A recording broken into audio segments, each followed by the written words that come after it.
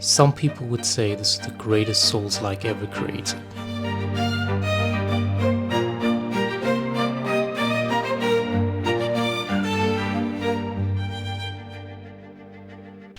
Welcome to Partially Correct. This is an episode of Povo Reviews, the series where I review video games 2 to 3 years later to see if they're still worth picking up. This week we have Lies of P, an action RPG Souls-like by South Korean studio NeoWiz. So I did try to keep this review relatively spoiler-free, avoiding all major plot spoilers, but just in case, spoiler warning.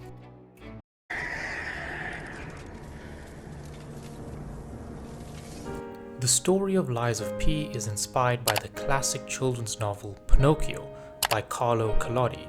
However, this interpretation bears very little resemblance to the previous, more well-known versions of the story and its characters. See, Lies of P takes place in the city of Krot, a technologically advanced 19th century city that has been taken over by the same mechanical puppets that helped advance the city. The story is basically Pinocchio meets iRobot meets Bloodborne, and that's the best way I can describe it without giving too much away.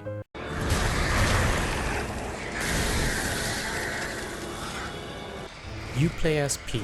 Yes, that's actually what he's called, a puppet and bronze medalist at the Timothée Chalamet look-alike contest, as you run through the streets of Krot fighting evil puppets, demons, creatures, monsters, and weird evil puppet creature demon monster things. The greatest compliment I can give Lies of P is that it takes the games that inspired it and puts its own unique spin on things, creating something that feels unique but similar at the same time. In terms of gameplay, it plays similar to a Bloodborne in that it has that fast-paced combat system where well-timed parry can make the difference against extremely aggressive enemies.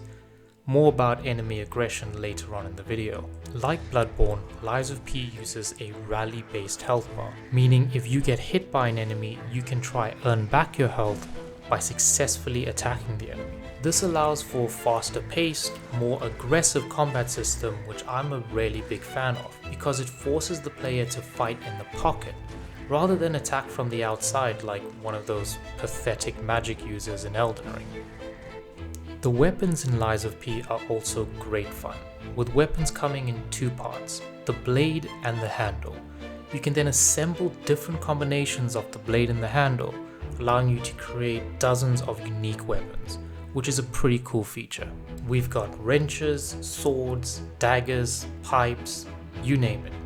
Personally, I stuck with the saber and the clock sword for most of the game, with the clock sword being Lies of P's version of a thrusting weapon, similar to Elden Ring's EP, or the PP. The environment in Lies of P also plays an important role in how you fight, because hitting a wall will stop you mid-combo. This is why I chose to stick with smaller, better personality weapons for close range encounters. Lies of P also found a great way to introduce weapon durability without interrupting gameplay. Basically, you repair your weapon mid-game using the grinder.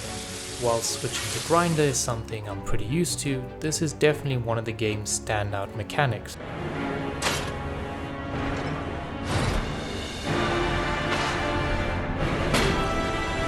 If you ever need a break from the chaos of the streets and the swamps, we have Hotel Krot, our safe house full of unnecessarily good-looking NPCs, ready to help us on our journey, giving us side quests, items to purchase, and parts to upgrade. Overall, Hotel Krot is a vibe, and bonus points for being able to change the music. Like, man, some of the music in this game is enough to make a grown man cry. Close your eyes, come to me. Okay, let's talk about P organs. Yes, that is a real thing. Now, why call it P organs? I always assumed this was something that got lost in translation. But no, these devs at NeoWiz knew exactly what they were doing, because why is the material needed to upgrade these things quartz? Like rocks for your P organ. Kidney stones. I mean, you can't make this shit up. But at least the devs are having fun. And I had a lot of fun playing this game, but the game is not perfect. hope you guys are enjoying the video. Please remember to leave a like and subscribe to the channel. Right now my goal is 1,000 subscribers by the end of the year, so I'd really appreciate it if you guys could subscribe and hit the notification bell. Okay, let's get the small stuff out the way first before we get onto the big issue with this game. NPC, storylines and side quests.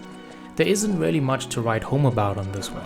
I wish I could talk about it in more detail, but I just really didn't care that much about these guys. I mean, this might just be a me problem.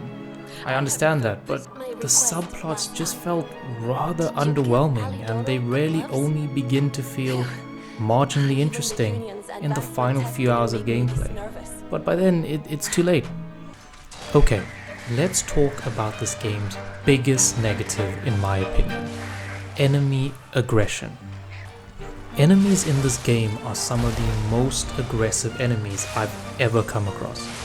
Enemies have like 6 or more hit combos, meaning your window for attacking is so small. Combine this with the limited stamina bar and enemies can be really frustrating at times. See, you as the player are forced to play this really aggressive style of offense, but the enemies and in particular the bosses are doing the exact same thing.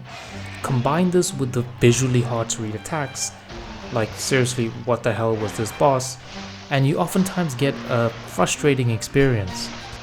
Now, I've been told that the devs have tried to improve these aspects of the playing experience and have put out a number of patches since it first came out back in 2023, so if you drop the game, this might be the perfect time to pick it back up or to get it on sale.